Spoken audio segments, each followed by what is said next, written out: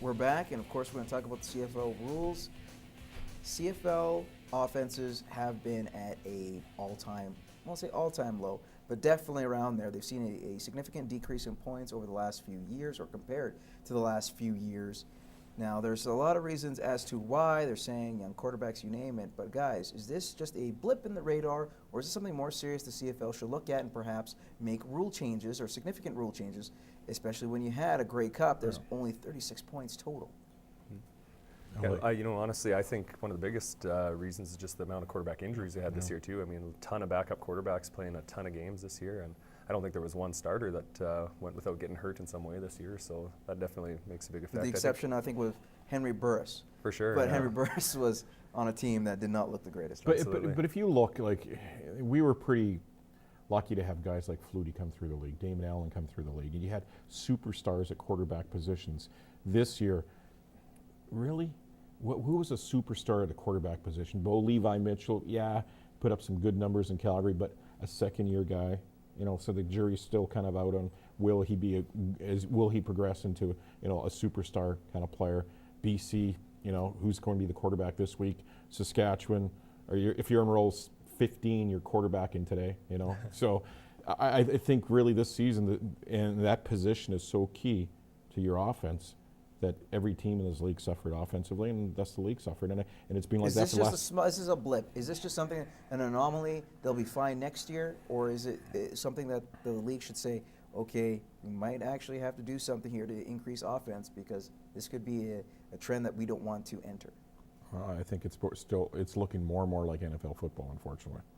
Well, NFL football is skyrocketing in terms of points this year. Yeah, but many a times, at the same time, they do skyrocket at times, I understand that, but there's been a lot of 10-6 games too. And that's boring football, I'm sorry. Well, okay. Well, outside of boring football, in the NFL that is, perhaps Michael Sam, who is not getting real time as a practice roster player in the NFL, maybe, just maybe, he comes to the CFL and can excel. The Montreal Alouettes own his rights, potentially could sign him in the offseason. Do you think a player like Michael Sam, who's more of a tweener rather than either defensive lineman or linebacker, could succeed in the CFL? Do you agree? Absolutely, I think you can, and maybe you get kind of another Cameron Wake too, who showcases himself and ends up going back to the NFL and having some success there as well. So, yeah, I don't see any reason why he can't. I mean, the game's similar still, and he'd be a good fit for the game. Yeah, I think unlike in the NFL where it became kind of a media circus for him, unfortunately, at training camp, and I think a lot of teams didn't want to be part of that and probably didn't give him an opportunity to show his wares because of everything that comes with it. I think in Montreal it's probably going to be a little more low-key, and he'll get his opportunities. Ocho Cinco was there this year. Didn't really hear much from him. Got a little bit of media attention, so maybe that's a good thing for him. Okay, let's move on to Ray Rice. Has it had his appeal looked at and has been reinstated in the NFL? Hasn't been signed just yet, but do you feel that he will be with a team this season to help in a playoff push? Indy's looking for a guy. You look at other teams that are in the mix too as well, looking for a running back. New Orleans, another team. Where do you see this guy going? Or I should say, is he going to sign first and foremost this season? I think there's definitely a need for him out there, but I can't see any team taking on the negative publicity of signing him personally. I just think it's too much of a media circus and too much bad publicity. I don't see him playing a snap in the NFL this year. Yeah, I know, just like we're talking about Michael Sams, and that's the same thing with this guy. Where do you want to deal with the media circus that's going to be surrounding your team because you're bringing this running back in on a kind of a short-term basis? Like, how many more games do we have left in the season? Are they going to sign him to a multi-year contract? No. They're just going to bring him in to the end of this season. Is it worth disrupting your room that much for what you're going to get out of it? This guy's still in game shape. I think he should be signed. The guy's still in game shape. The guy suffered what he had to suffer. He's admitted fault. He's done the rehabilitation process. I'm not saying it's always perfect. At the same time, he knows, and it sounds like he knows that this is going to be something much like Michael Vick had to battle through his time after the whole dogfight scandal.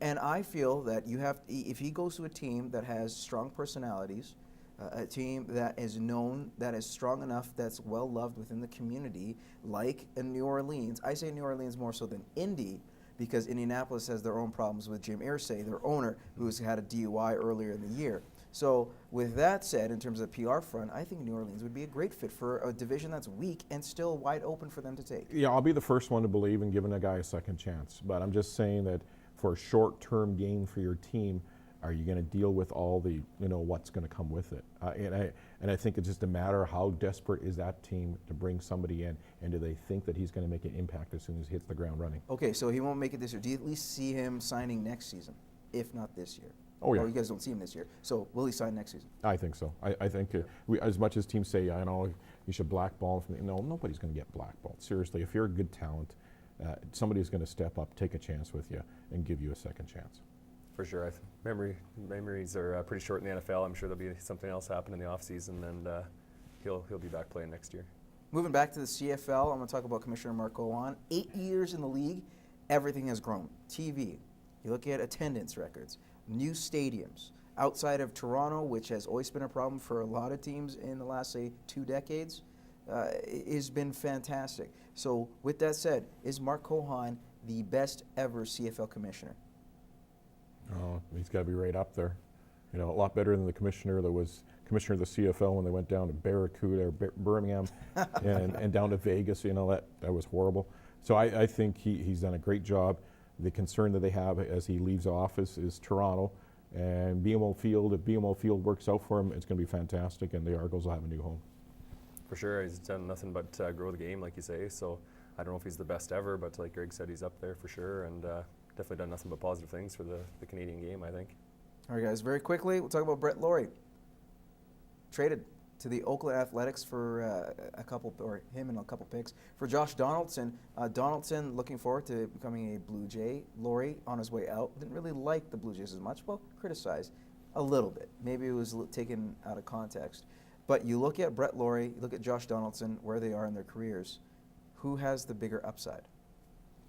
I think it's just a great move altogether. Donaldson is not only a better player across the board, offensively anyway, but he's a lot more durable as well. So a little bit older for sure, but yeah, I think that's definitely an upgrade. He's 29, and he is also arbitrary eligible, whereas Brett LAWRIE is 24, has a lot more upswing. Even though he had a down year, there's still promise with this guy.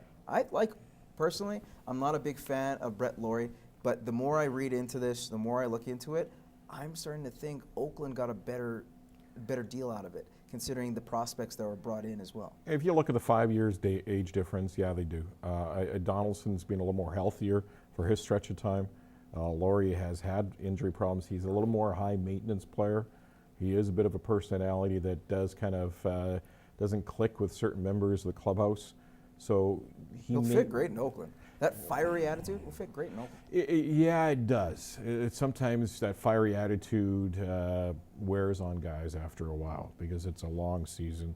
Families don't get along all the time. So it'll be interesting to see how he gets along with his new family in Oakland. Maybe they'll just learn to love him, like a lot of families do. Yeah. You'll learn to love.